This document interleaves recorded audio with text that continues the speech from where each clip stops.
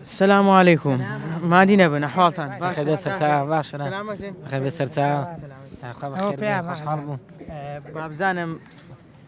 چ هەستێکتان هەیە کە ئەمڕۆ بەشداریتان کردووە لەم پێشبڕکێیە. سەرەتا بەخێبێن سەرچاو بەخێراتتان دەکەم مەڵێ سەرەتا دەستخۆشی لە ئەنجامدانی ئەم پرۆژەیە دەکەم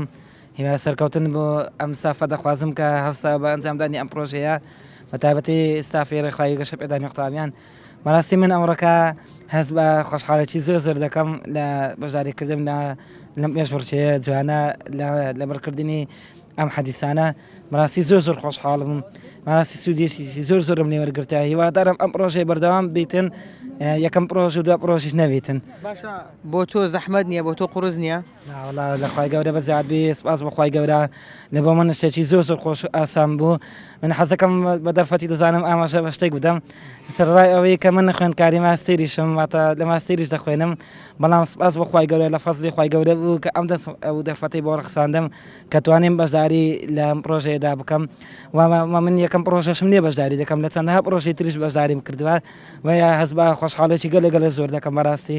من سەرڕاوێک کە ئە 50 حەدیسەشم لەبەر کردووە الحەمدولیلا توانیتم چەندین حەدیسی کەش لەبەر بکەم بۆتە هۆکاری ئەوەی کە وەم لێ بکاتن بەردەوام بنەسە بەشداریکردنم لەم پرۆژانە جا هیوادارم ئەم پرۆژانە بەردەوام بیتن و یەکەم پرۆژ دو پرۆژەش نەبیتن. ئینشاڵڵا دەپرسم چەندە دڵخۆشی جەنابەت کە دەبینی کوڕەکەت بەشداری لەم پێشبڕکێیەدا کردووە و لە کاتێکدا کە نابینایە. بەناوی خۆی گەورە مەرەبەر سپاسان دەکەن سپاسی کەناڵەکەتان دەکەن کە ئەوەرکە کێشەوە هاتووە وڵای ئەم لە لای خۆم زۆر پێسەر بەرزم و زۆر کەیف خۆشم کە کوڕەکەم نابینایە و دەتوانیتن بەشداری بکاتن لە هەموو خولەکان هەر ئەو خولە لە خولەکانی دیکەش هەمووی بەشداری کردین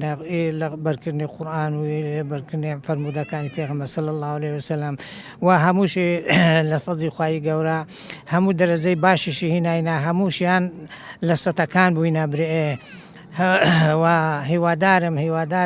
ئێوەش کەم تەرخەمی نەکەن لە تۆمارکردنی ئەو نەوە کەسانە و پیشانی خەڵکیش بدەن کەەوە ئەوانەی کەم ئەندامیشن برئێ توانای ئەویان هەیە کە لە هەموو کارەکاندا لە هەموو کارەکان بەشداری بکەن برئێ بە تایبەتی لە کاری خوێندندا لەبەر ئەوە چونکە کاری خوێندن کارێکی زۆر پیرۆزە زۆر گەورەیە لەکەم خوای گەورەش پاداشتی ئێوەش بداتەوە پاداشتی ئێوەش بداتەوە. سلام علیکم و رحمة الله وبرکاته. الحەمدولیلا سپاس بەخوای گەورە بەشداریم لە چەندەها پرۆژەی کردووە هەل چ لە پرۆژەی لەبەرکردنی حەدیسەکانی سەروەرمان صلی الله علیه وسلم چ لە پرۆژەی لە بەشداریکردنی لە پرۆژەی لەبەرکردنی سورەتەکانی قورئانی پیرۆز بێ. ئامانج لە بەشداریکردن لەم پرۆژانەدا چی بووە؟ سەرەتا ئامانجێکم ئەوەیە من وەکو کەسێکی خاوەن پێداویستی تایبەت بەڕاستی حەزم کردووە سود لە بەهرەکەی خۆم وەربگرم کە خوای گەورە بەڕاستی ڕاستە من ئەندامێکی لێ منستاندیتەوە بەڵام لە بەرامبەردا چەندەها ئەندامی تری بەمەدا چەندەها نیعمەتی تری لەگەڵ من کردووە یەک لەوانە ئەوەیە کە خوای گەورە بەهرەی پێداوم کە توانیم خوێندنم تەواو بکەم و فەزلی ئەویش بوو کە ئەوەی پێدام توانیم بەشداری لەم پرۆژانەدا بکەم. ببوورە تا ئێستا هیچ گەشتێکی عومرەت بۆ دەرچووە؟ من یعنی چاوملەوەینە کە خەڵات شتێوام لە بۆ دەربچێ من تەنها ئەوەی بەشداری دەکەم کە سوودی لێوە بگرم چکۆ لەبەرەوەی من چەندەها شتدا بووە کە شارەزاییم لە شەرعدانەوە بەهۆی بەشداریکردن لە پرۆژانەوە توانیم شارەزایەکی باش پێدا بکەم بەتایبەتی لە حەدیسەکانی سەروەرمان صلی الله علیه وسلم. دوعات نەکردووە کە بەشداری دەکەی ناویش دەربچێ بۆ گەشتی عومرە؟ والله من الحەمدولیلا یعنی نەک دوعا من بەگشتی دوعا دەکەم